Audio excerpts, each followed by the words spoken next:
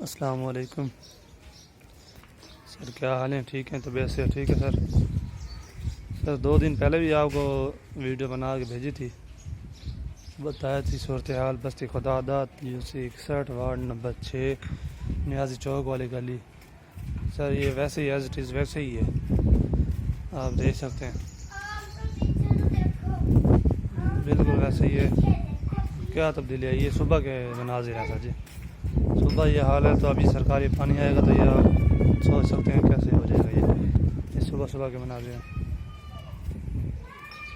ये देखें। अभी तक इसका कोई हाल नहीं हुआ। सर मेहरबानी करें सर, कोई सोचें हमारे बारे में। ये देखें कहाँ तक जा रही है, पूरे चौक तक ना। ये देखें सारा पानी है पूरे चौक तक।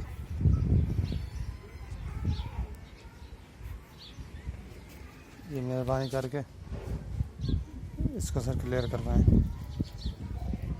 आपकी यह नवाजिश होगी।